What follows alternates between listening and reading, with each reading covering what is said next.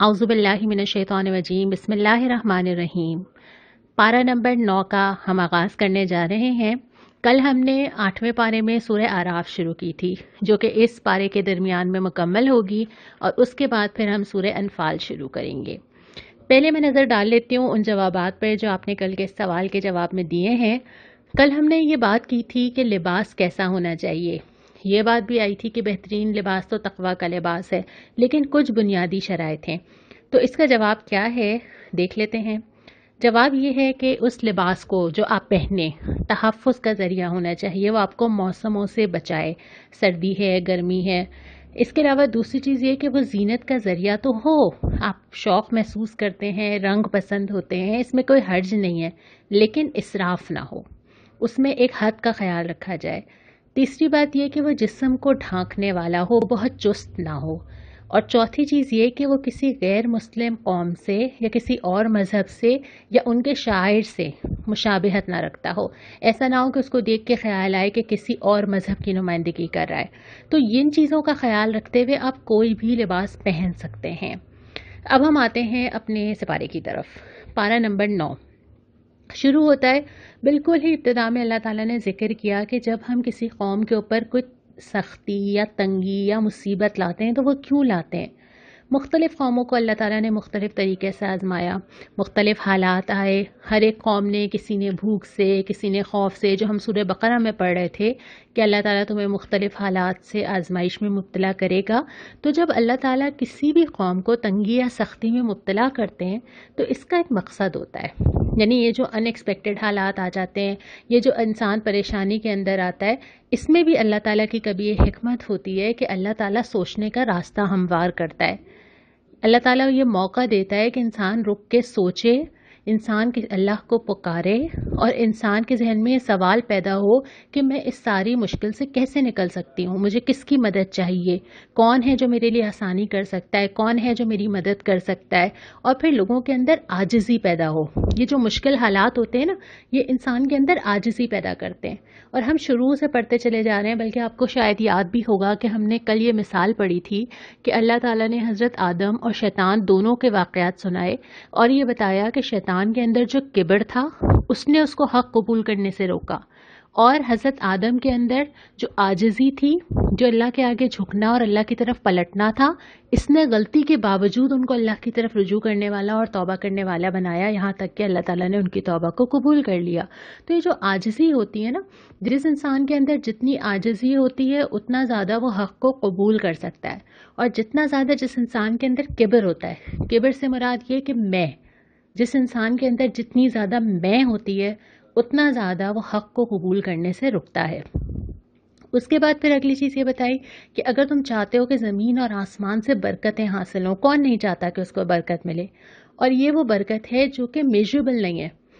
यानी कि आपके वक्त में जो बरकत होती है, कभी दिन इतना लंबा लगता है और कभी साल का पता नहीं चलता, कभी अल्लाह ताला ने इतनी सेहत के साथ रखा होता है और कभी छोटे हेल्थ इश्यूज शुरू हो जाते हैं। तो ये जो बरकत होती है ना, जिसको आप सिर्फ अंदाज़ा लगा सकते हैं, महसूस कर सकते हैं, नाप नहीं सकते, ये बरकत जो है ये अल्लाह ताला देता है। लेकिन इसकी बुनियाद क्या है? ईमान और तक़वा।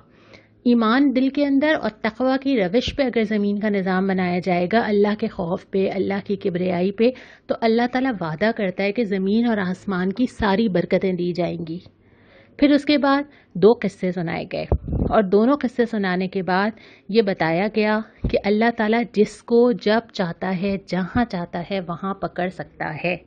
उसके बाद अल्लाह रब्बुल आलमीन हमसे एक सवाल करते हैं, और वो सवाल ये है कि तुम लोग क्या इतने बेखौफ हो गए हो कि तुम्हें लगता है कि अल्लाह कभी तुम्हें पकड़ नहीं सकता, कभी दिन में, कभी रात में, कभी सुबह के वक्त। याद कीजिए वो ज़लज़ला जो पाकिस्तान में आया था, यकायक कितने लोगों के घर उजड़ गए, कितने लोगों के सरों से छत चली गई, कितने ख़ानदान बिछड़ गए, कितने लोगों की दुनिया ही बदल गई जो कभी नहीं सोचा था।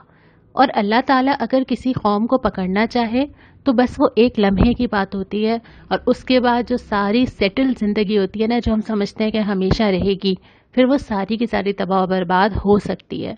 इस बात से ख़बरदार करने के बाद हज़रत मूसा और फ़िरौन का पूरा वाक़या सुनाया गया कि जिस तरह हज़रत मूसा ने जाके फ़िरौन को चैलेंज किया और कहा कि अल्लाह की बंदगी इख्तियार करो اور کس طرح فرعون نے اس چیلنج کو سمجھ لیا فوراً. یعنی معاملہ صرف یہ نہیں تھا کہ حضرت موسیٰ اس سے کہتے ہیں اور وہ کہتا ہے کہ اچھا ٹھیک ہے کچھ لوگ ہیں کہیں عبادت کر لیں. اس نے بھی ٹھیک ٹھیک اس پیغام کو سوچا، سمجھا، اس چیلنج کا اندازہ کیا کہ اگر یہ دین کی دعوت دی جا رہی ہے تو اس کا مطلب ہے پورا نظام، اس کا مطلب ہے کہ بندوں کو بندے کی غلامی سے نکال کے اللہ کی غلامی میں دے دینا.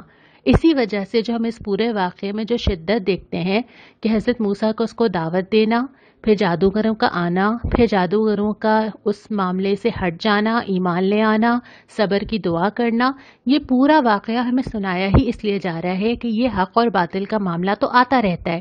ہم پہلے یہ بات پڑھ چکے ہیں کہ حق اور باطل کی کشمکش تو چلتی ہے اور چلتی رہے گی، لیکن حضرت موسیٰ نے فرعون کو جا کے جو چیلنج کیا وہ اسی لیے کیا کہ دین انفرادی معاملہ نہیں ہے. یہ نہیں ہو سکتا کہ میں دین پہ چلتی رہوں اور اپنے گھر میں رہوں اور باقی دنیا میں جو ہو رہا ہے وہ ہوتا رہے، یہ پاسبل ہی نہیں ہے، پھر میرا دین بھی نہیں بچے گا. تو اسی لیے فرعون کو جا کے جو چیلنج کیا گیا وہ اسی وجہ سے کیا گیا. اور پھر اس کے بعد جو واقعہ ہے وہ ہم انشاءاللہ آپ کبھی تفسیر پڑھیں گے تو بہت تفصیل کے ساتھ آپ کو ملے گا. پھر ہم آ جاتے ہیں آگے. دوسرا ربع یہ شروع ہوتا ہے ہدایات کے ساتھ. یعنی حضرت موسیٰ جب اللہ تعالیٰ سے بات کرتے ہیں، دیکھنا چاہتے ہیں، جاتے ہیں، اور اس کے بعد پھر اللہ تعالیٰ ان کو تختیوں پہ ہدایات دیتے ہیں. اور وہ ہدایات کیا ہیں؟ وہ شریعت ہے. ہر نبی کے ساتھ جو شریعت آتی ہے جو اس کی قوم کو فالو کرنی ہوتی ہے تو حضرت موسیٰ کو بھی دی گئی، لیکن جو لوگ حضرت موسیٰ کے پیچھے تھے جن پہ حضرت ہارون کو اپنے بھائی کو ذمہ دار بنا کے گئے تھے، انہوں نے بچڑے کو معبود بنا لیا. پھر قرآن وہ واقعہ بتاتا ہے کہ کس طرح حضرت موسیٰ واپس آئے، ناراضگی کا اظہار کیا، اور اس کے بعد پھر قرآن تبصرہ کرتا ہے اس ہدایت کی طرف جو ہمیں دی گئی ہے، جو میرے اور آپ کے پاس ہے.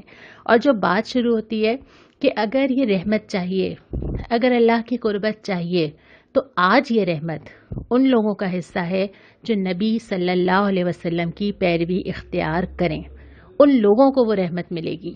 یعنی صرف نبی سے تعلق محبت کا نہیں ہے، ایمان محبت تو پہلی چیز ہے، اس کے بعد جو اور تعلق کی اور ساری سیڑھیاں ہیں اس میں کیا ہے کہ نبی صلی اللہ علیہ وسلم سے ایسا تعلق ہو کہ اللہ کے نبی صلی اللہ علیہ وسلم کی سنت پر عمل ہو، آپ کی زندگی میں جو جو آپ نے کیا اس کی پیروی کی جائے. اس کے بعد یہ کہ نبی کریم صلی اللہ علیہ وسلم نے پوری زندگی جو مشن پورا کیا، جو اسلام کو غالب کیا، وہ کیا جائے. پھر اس کے بعد یہ کہ جو نبی جو کتاب لے کر آئے تھے، یہ اللہ کے نبی صلی اللہ علیہ وسلم کی وہ وصیت یا وہ نشانی ہے، یا قرآن جو ہمارے پاس ہے، اس قرآن کی پیروی کی جائے. ہمارے گھر کے بڑے بزرگ، امیاں، نانیاں اپنی جو نشانیاں چھوڑتی ہیں نا، کبھی کوئی زیور ہوتا ہے، کبھی کوئی چیز ہوتی ہے، وہ ہم کتنا قیمتی سمجھ کے رکھتے ہیں کہ یہ ہمارے آباء و اجداد کی نشانی ہے. یا اگر کوئی وصیت کی جاتی ہے تو اس کو کتنا دل سے لگا کے رکھا جاتا ہے کہ یہ وصیت ہمیں کی گئی تھی. یا کوئی جملے، کوئی ہدایات جب ہمیں کہی گئی ہوتی ہیں تو وہ ہمارے لیے بہت قیمتی ہوتی ہیں. نبی کریم صلی اللہ علیہ وسلم کی وصیت یہ قرآن ہے. نبی کریم صلی اللہ علیہ وسلم کا ترکہ یہ قرآن ہے، جو آپ نے ہدایت فرمائی تھی کہ میں تمہارے درمیان دو چیزیں چھوڑے جا رہا ہوں جن کو تھام کے رکھو گے تو کبھی گمراہ نہ ہوگے، کتاب اللہ اور میری سنت. تو اللہ کے نبی صلی اللہ علیہ وسلم سے یہ سارا تعلق مطلوب ہے، محبت کا بھی، ایمان کا بھی، اطاعت کا بھی، پیروی کا بھی، مشن جو آپ صلی اللہ علیہ وسلم نے چھوڑا وہ بھی، پھر آپ کی لائی ہوئی کتاب سے تعلق بھی، یہ ساری چیزیں مطلوب ہیں. اس کے بعد پھر ذکر کیا کہ بنی اسرائیل نے جو کیا تھا وہ ہمارا ظلم نہیں تھا. پورے قرآن میں اللہ تعالیٰ نے بہت ساری جگہ ان لوگوں کو ظالم کہا ہے جو گناہ کرتے ہیں. وہ کس پہ ظلم کرتے ہیں؟ بہت ساری جگہ پہ آپ لوگوں پہ تو ظلم نہیں کر رہے ہوتے، لیکن ظالم اس لیے کہا جاتا ہے کہ اپنے آپ پہ ظلم کر رہے ہوتے ہیں. یہ اللہ کا ظلم نہیں تھا. کوئی بھی انسان اپنی زندگی میں اگر اپنے آپ کو جہنم کے لیے تیار کرتا ہے، اگر اپنے نفس کو غلط باتوں پہ راضی کر لیتا ہے، اگر وہ اللہ کی رضا پہ نہیں چلتا ہے تو وہ اصل میں تو اپنے اوپر ظلم کر رہا ہے، وہ اپنے ساتھ زیادتی کر رہا ہے، وہ کسی اور کو نقصان نہیں پہنچا رہا. اسی لیے اللہ تعالیٰ ہر اس انسان کو ظالم کہتا ہے جو راہ راست سے ہٹتا ہے. اور یہاں پہ بھی فرمایا کہ بنی اسرائیل جو ظلم کر رہے تھے وہ اپنے اوپر کر رہے تھے، اللہ نے ان کے اوپر کوئی ظلم نہیں کیا تھا. اب پارہ نمبر 9 کا تیسرا ربع دیکھ لیتے ہیں. سب سے پہلے شروع میں ان لوگوں کا ذکر ہے جو دوسروں کو برائی سے روکتے تھے، اور اس میں سب سے پہلے کچھ لوگوں کا ذکر ہے جن کو کہا جاتا تھا کہ تم کیوں برائی سے روکتے ہو، اور یہ بہت آسان ہے، یہ بہت سیف ہے کہ آپ اپنے گھر میں رہیں، اچھے کام کریں اور آپ اس پہ بودر ہی نہ کریں کہ باہر کیا ہو رہا ہے نا. اور کچھ لوگ یہ کہتے ہیں کہ اپنے کام سے کام رکھو. تو جو لوگ برائی سے روکتے تھے، نیکی کا حکم دیتے تھے، قرآن ذکر کرتا ہے کہ دوسرے لوگ ان کو آ کے کہتے تھے کہ تمہیں کیا ضرورت ہے نصیحت کرنے کی، تو وہ کیا جواب دیتے تھے؟ ہم اپنی حجت پوری کریں. ہمیں تو اللہ کے پاس یہ جواب دینا ہے کہ جب معاشرے میں اتنا کچھ ہو رہا تھا تو ہم کہاں تھے، ہم کیا کرتے تھے. اس کی وجہ یہ ہے کہ کوئی بھی انسان غیر جانبدار نہیں ہوتا، یہ ہو ہی نہیں سکتا. کہیں نہ کہیں تو ہمارا وزن گر رہا ہے نا، کسی ایک راستے پہ تو ہم جا رہے ہیں نا، کسی ایک جگہ ہم فالو کر رہے ہیں اور فالو کروا رہے ہیں. تو ہم کہاں پر ہیں؟ ہم نیوٹرل تو ہو ہی نہیں سکتے. تو جو انسان جس جگہ پہ جا رہا ہے وہ وہیں پہ اپنا وزن ڈال رہا ہے. تو اللہ تعالیٰ کے پاس ہم نے یہ جواب تو دینا ہے نا کہ ہم کیا چھوڑ کے آئے ہیں. آپ کو وہ آیت یاد ہے جو ہم نے پڑھی تھی کہ ہر انسان دوہری ذمہ داری اٹھا رہا ہے. ایک اپنی تو لے ہی رہا ہے، لیکن ایک معاشرے پہ جو اپنے اثرات چھوڑ رہا ہے وہ اس کی ذمہ داری بھی لے گا. تو یہاں پہ بھی یہی ذکر ہے کہ وہ لوگ یہ کہتے تھے کہ تم لوگ کیوں روکتے ہو، لیکن روکنے والے یہ کہا کرتے تھے کہ ہم اپنی ذمہ داری پوری کر رہے ہیں، ہم اللہ کو ہم نے جواب دینا ہے کہ ہم نے کیا کیا. تو جب عذاب آیا تو اللہ تعالیٰ نے ان لوگوں کو بچا لیا جو برائی سے روکتے تھے. اور اس کے بعد پھر اس عہد کا ذکر ہے جو الستو بربکم، تمام ارواح سے عالم بالا میں اللہ تعالیٰ نے ایک عہد لیا تھا کہ کیا میں تمہارا رب نہیں ہوں، اور لوگوں نے کہا تھا کہ ہاں آپ ہمارے رب ہیں. اس کی مثال آپ یہ سمجھیے کہ اگر کوئی فیچر بلٹ ان ڈال دیا جائے، یعنی ہمارے اندر یہ چیز بلٹ ان ہے، لیکن پھر اس کے بعد ہم اپنے اعمال سے، اپنے فیصلوں سے اس کو دبا دیتے ہیں. لیکن جب ہم نیکی پہ چلنا چاہتے ہیں تو جو ہمیں سیٹسفیکشن ملتی ہے نا، اس کی وجہ ہی یہ ہے کہ اللہ تعالیٰ نے یہ ہمارے اندر ودیت کر کے ہمیں بھیجا ہے کہ ہم اللہ تعالیٰ کی طرف جھکتے ہیں، ہم سکون پاتے ہیں اللہ کی عبادت میں. اور اس کے بعد پھر اللہ تعالیٰ نے ان لوگوں کی مثال دی ہے جو خواہش نفس کی پیروی کرتے ہیں. پہلے ہم نے یہ پڑھا تھا کہ بہت ساری چیزیں جن کی اللہ کو چھوڑ کے بندگی کی جاتی ہے، اس میں سے ایک انسان کا اپنا نفس ہے. اور یہاں پہ ذکر اللہ تعالیٰ نے کیا جانوروں کی مثال کے ساتھ. خاص طور میں یہاں پہ یہ ہے کہ ایک انسان جو آیات کی پابندی نہیں کرتا، اس کی مثال اس کتے کی طرح سے ہے کہ زبان لٹکائے رہے ہر وقت، اس کو کوئی فرق نہیں پڑتا کیا ہو رہا ہے. تو اسی طرح جب انسان خواہش نفس کے پیچھے بھاگتا ہے، وہ کوئی بھی خواہش ہو. ابھی رمضان کے مہینے میں اگر اللہ تعالیٰ آپ کو روزہ رکھواتا ہے، اللہ تعالیٰ بہت ساری چیزوں کی پابندی کرواتا ہے، تو وہ چاہتا ہے کہ آپ اپنے نفس کو کنٹرول کر سکیں. آپ کا دل چاہتا ہے آپ کو کھانا ہے لیکن آپ نہیں کھا رہے، ٹھیک ہے نا، وہ اسی وجہ سے کہ اللہ تعالیٰ چاہتا ہے کہ آپ اپنے نفس پہ کنٹرول کریں، نفس کے پیچھے نہ بھاگیں. ایک 30 ڈیز کا آپ کو جو پورا پلانر دیا جاتا ہے، اس میں آپ کی نیند بھی قربان ہوتی ہے، اس میں رات میں بھی نمازیں لمبی ہو جاتی ہیں، اس میں بہت ساری جائز چیزوں کو منع کر دیا جاتا ہے. اور وہ اسی لیے کیا جاتا ہے کہ بجائے اس کے کہ نفس آپ کو اپنے پیچھے دوڑائے، آپ نفس کو کنٹرول کر کے رکھیں. آپ کے ہاتھ میں اس کی باغیں ہوں. جس وقت اللہ کی اجازت ہوگی اس وقت وہ نفس اپنی خواہش پوری کرے گا، اور جس وقت اللہ تعالیٰ کہیں گے کہ نہیں تو وہ رک جائے گا. تو یہاں پر بھی یہی ہے کہ جو اپنی خواہش نفس کے پیچھے بھاگتا ہے نا، پھر تو وہ نیور اینڈنگ چیز ہے. کھانا نیور اینڈنگ ہے، یہ ایک ریسیپی، دوسری ریسیپی، 2 ریسیپیز ملا کے تیسری ریسیپی، کوئی اینڈ نہیں ہے. کپڑا، چیزیں جمع کرنا، نیور اینڈنگ چیز ہے. پھر اس کے بعد جو دیگر خواہشات، ہوس پرستی، کہاں کہاں تک انسان کو حیوان کی سطح پہ لے جاتی ہے. تو یہ ساری چیزیں جو نفس کی خواہشات ہیں، اگر انسان اس کو کنٹرول کرنے کی پریکٹس نہیں کرے گا تو پھر آہستہ آہستہ وہ اس کے پیچھے پیچھے بھاگتا بھاگتا ایک دن جا کے حیوان بن جائے گا. اس لیے یہ ضروری ہے کہ انسان اپنی خواہش کو کنٹرول کر کے رکھے. اور اس کے بعد پھر فرمایا کہ اللہ کو اچھے ناموں سے پکارو، اور کچھ ہدایات بھی دی ہیں کہ کچھ چیزوں کا خیال رکھو. وہ کیا ہے؟ نرمی اور درگزر. اللہ تعالیٰ کو بہت پسند ہیں وہ لوگ جن کے اندر نرمی ہوتی ہے، جو لوگوں کو معاف کرنے والے ہوتے ہیں. دوسری بات یہ، معروف کی تلقین کرو، نیکی کا حکم دو، لوگوں کو اچھی باتیں سکھاؤ. تیسری بات یہ ہے، جاہلوں سے نہ الجھو. یہ تو نہیں ہو سکتا کہ کوئی آپ سے آ کے حجت نہ کرے. بہت سارے لوگ بہت کچھ کہیں گے، لیکن اپنے اندر ایک ڈگنیٹی رکھتے ہوئے جس کے اندر خیر دیکھی جائے اس کو سمجھایا جائے، اور جو بلا وجہ بحث کر رہا ہے اس کو نظر انداز کر دیا جائے. اور آخری چیز یہ کہ اللہ تعالیٰ کی پناہ مانگو. یہ 4 چیزیں یہاں پہ ہمیں سکھائی گئی ہیں. آخری ربع میں سورہ انفال کا آغاز ہو رہا ہے جو مدنی صورت ہے. بالکل ابتدا میں وہی بات آ رہی ہے جو سورہ نساء میں آئی تھی کہ اللہ سے ڈرو اور اپنے تعلقات کو درست کرو۔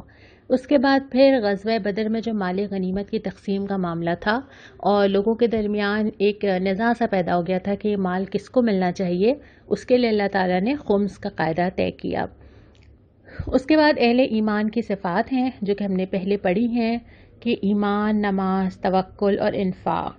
اس کے بعد اللہ تعالیٰ نے کچھ کیفیات کا ذکر کیا ہے۔ غزوہ بدر کے میں آپ جانتے ہیں کہ مسلمانوں کی تعداد بہت کم تھی اور سامنے لشکر بہت بڑا تھا اور ایسا لگ رہا تھا کہ جیسے موت کے منہ میں جا رہے ہیں۔ تو اس وقت جو مسلمانوں کی دل کی کیفیات تھی نا، اللہ تعالیٰ نے اس کا ذکر کیا ہے کہ اس وقت جو دل کے اندر ایک تڑپ تھی، اس وقت جو خوف تھا کہ کیا پیش آئے گا، کیسے ہوگا، تو ان سب میں تسلی بھی دی گئی ہے، بتایا بھی گیا ہے کہ اللہ تمہارے ساتھ تھا، اس نے تمہارا ہاتھ تھاما تھا، اس نے تمہیں یہ لگ رہا تھا کہ تم موت کی طرف ہانکے جا رہے ہو، تم اللہ سے فریاد کر رہے تھے، اللہ نے اطمینان تمہارے اوپر طاری کیا، اور جو تم نے مارا، جو تم نے پھینکا، وما رمیت اذ رمیت ولکن اللہ رمی، تم نے نہیں پھینکا تھا، وہ تو اللہ نے پھینکا تھا، یعنی جب تم اللہ کی راہ میں چلے تھے تو اللہ تمہارا ہاتھ بن گیا تھا، یہ تسلی دی گئی۔ اور اس کے بعد فرمایا کہ اللہ رسول کی پکار پر لبیک کہو، جب اللہ تمہیں پکارے، اللہ کے پکارنے کو اللہ تعالیٰ نے تشبیہ دی ہے اللہ کے دین کی ضرورت کے لیے، کہ جب اللہ کے دین کی ضرورت ہو تو اس کی مثال ایسی ہے گویا اللہ نے تمہیں پکارا ہو، تو کیا کہو؟ لبیک، میں حاضر ہوں، میں حاضر ہوں اے اللہ آپ کے دین کے لیے اور جہاں میری ضرورت ہو۔ اس کے بعد فرمایا کہ اللہ جو ہے وہ انسان اور اس کے دل کے درمیان حائل ہے۔ یہ موضوع ہمارا بھی اگلے پارے میں بھی آئے گا، ہم وہاں تفصیل سے پڑھیں گے، لیکن یہ کہ اللہ جانتا ہے کہ تمہارے دل کے اندر کیا ہے اور اسی کے مطابق تم سے معاملہ کرے گا، اور آخر میں یہ کہ تم تقوی اختیار کرو گے نا تو اللہ تمہیں فرقان دے گا۔ یہ اللہ کی اتنی بڑی نعمت ہے، جو فرقان ہے نا، یہ ہے کسوٹی، کہ آپ کو بر وقت سمجھ آ جائے کہ ٹھیک کیا ہے اور غلط کیا ہے، یہ سینس آپ کے اندر پیدا ہو جائے کہ آپ دین کے مزاج کے مطابق چیزوں کا فیصلہ کر سکیں، اور آپ کو سمجھ آ جائے کہ کون سا راستہ ٹھیک ہو سکتا ہے اور کون سا راستہ ٹھیک نہیں ہو سکتا، اور اللہ آپ کو صحیح وقت میں، فتنے کے وقت میں آپ کو دین کی سمجھ عطا کر دے۔ اس چیز کو کہتے ہیں فرقان۔ قرآن حکیم کو بھی فرقان کہا جاتا ہے کیونکہ یہ بھی کسوٹی اور یہ فیصلہ کرتی ہے کہ صحیح کیا ہے اور غلط کیا ہے۔ تو جتنا انسان اللہ کا تقوی اور اللہ کا ڈر اور اللہ کی محبت رکھتا ہے، اس کے اندر اللہ تعالیٰ یہ سینس ودیت کر دیتا ہے اور اس کے لیے آسان ہو جاتا ہے کہ وہ سیدھا راستہ دیکھ سکے۔ یہاں آ کے ہمارا 9واں پارہ مکمل ہوا، لیکن اس پارے کے سلسلے میں ایک سوال آپ سے آج کرنا ہے جو بہت آسان ہے، اور وہ سوال کیا ہے؟ سوال یہ ہے کہ اللہ کے نبی صلی اللہ علیہ وسلم سے ہمیں کیسا تعلق رکھنا چاہیے؟ کون کون سی چیزیں ہیں جو نبی کریم صلی اللہ علیہ وسلم سے تعلق کے سلسلے میں مطلوب ہیں؟ اس کا جواب آپ ای میل ایڈریس پہ ہی مجھے دیں گے۔ دعا کی سلائیڈ پہ جانے سے پہلے میں آپ کے سامنے کچھ نام رکھنا چاہوں گی، اگرچہ یہ نام بہت زیادہ ہیں، لیکن کچھ ایسے نام جو ہمارے ساتھ مستقل رہے ہیں، جنہوں نے رپلائی کیا ہے، جنہوں نے کویشچن کے آنسرز دیے ہیں، ریگولرلی دیے ہیں، تو اس میں سے کچھ نام میں آپ کے سامنے رکھ رہی ہوں۔ مجھے اندازہ ہے کہ ہزاروں کی تعداد میں اس وقت واٹس ایپ گروپس بنے ہوئے ہیں، آپ سب نے ہی اپنے کانٹیکٹ کے گروپس بنائے ہوئے ہیں، آپ اس میں فارورڈ کر رہے ہیں، ڈسکس کر رہے ہیں، آنسرز لے رہے ہیں، اور ان سب کا نام رکھنا یہاں پاسبل بھی نہیں ہے۔ آپ کا فیڈ بیک ڈائریکٹلی یا انڈائریکٹلی آ بھی رہا ہے، لیکن یہ بس وہ نام ہیں جو ہماری I D per, E mile I D پر یا فیس بک پر ہمیں رپلائی کرتے رہے ہیں۔ ان میں ملک کے کونے کونے سے تو ہیں ہی، یعنی پاکستان کے اندر سے، بڑے شہروں کے علاوہ چھوٹے چھوٹے شہروں سے بھی ہیں، اس کے علاوہ دنیا بھر سے America, Canada, India, Spain, Dubai, Japan, تمام جگہ کے لوگ شامل ہیں۔ یہ نام آپ کے سامنے چل رہے ہیں، اس میں ایج گروپ بھی ڈیفرنٹ ہے، یعنی 8 کلاس کی بچی بھی ہے جو بہت ڈیٹیل سے جواب دیتی ہے، 80 ایئرس کی خاتون بھی ہیں جو اتنے ہی انٹرسٹ سے رپلائی کرتی ہیں۔ لیکن یہ ساری لسٹ دکھانے کا مقصد کیا ہے؟ میں آپ کو یہ نام کیوں دکھا رہی ہوں؟ کیا اس لیے کہ آپ اپنا نام ڈھونڈ کے خوش ہو جائیں، یا اس لیے کہ میں آپ کو دکھانا چاہتی ہوں کہ کتنے لوگ رپلائی کر رہے ہیں؟ نہیں، یہ میں آپ کو اس لیے دکھا رہی ہوں کہ ہم نے جب سورہ کہف پڑھی تھی کہ اپنے آپ کو ان لوگوں کے ساتھ کنیکٹ کرو جو تمہارے لیے چیزوں کو آسان کریں، تم سب ایک دوسرے سے طاقت لو، حوصلہ لو، تم سب ایک دوسرے کو بیک اپ کرو، تو یہ وہ لوگ ہیں جو سب آپس میں جڑے ہوئے ہیں اس وقت۔ اور ان تمام لوگوں کو کس چیز نے جوڑا ہے؟ جو سورہ بقرہ میں آیا تھا کہ اللہ کی کتاب کو مضبوطی سے تھام لو، اللہ کی رسی کو مضبوطی سے تھام لو. یہی ایک چیز ہے جو انسان کو بے غرضی کے ساتھ کنیکٹ کرتی ہے. کسی کا کسی سے کوئی فائدہ، غرض، رشتہ داری نہیں ہے، لیکن جس چیز نے سب کو جوڑ کے رکھا ہوا ہے وہ ہے اللہ کی کتاب. اور یہی آپس میں محبت پیدا کرتی ہے، سب کو جوڑ کے رکھتی ہے. اور یہی چیز یہ ہے جس نے آپ کو ایک نہیں رہنے دیا. اس وقت آپ وہ ایک فرد نہیں ہے، اس وقت آپ ان تمام لوگوں میں شامل ہیں جو دنیا بھر میں اس کتاب سے جڑے ہوئے ہیں. تو اس اسٹرینتھ کو مضبوط کر کے رکھنا ہے، ہمیں ایک دوسرے سے جڑ کے رہنا ہے، ایک دوسرے کو سپورٹ کرنا ہے. اور اس قرآن کی کتاب کو، جیسے میں نے پہلے کہا، پڑھنا اور سمجھنا بھی ہے لیکن دوسروں تک پہنچانا بھی ہے. اب ہم چلتے ہیں دعا کی سلائیڈ کی طرف. اور جو دعا آج کی ہے، یہ دعا سورہ اعراف کی 126 آیت میں ہے. اور یہ وہ دعا ہے کہ جب جادوگر اسلام لے آئے تھے فرعون کے دربار میں تو انہوں نے یہ دعا مانگی تھی، ربنا افرغ علینا صبرا وتوفنا مسلمین. اے ہمارے رب، ہم پہ صبر کا فیضان کر، ہمیں دنیا سے اٹھا تو اس حال میں کہ ہم تیرے فرما بردار ہوں. اللہ تعالیٰ ہمیں بھی صبر عطا کرے اور اللہ تعالیٰ ہمیں بھی دنیا سے اٹھائے تو اس حال میں کہ ہم اللہ تعالیٰ کے فرما بردار ہوں. آمین.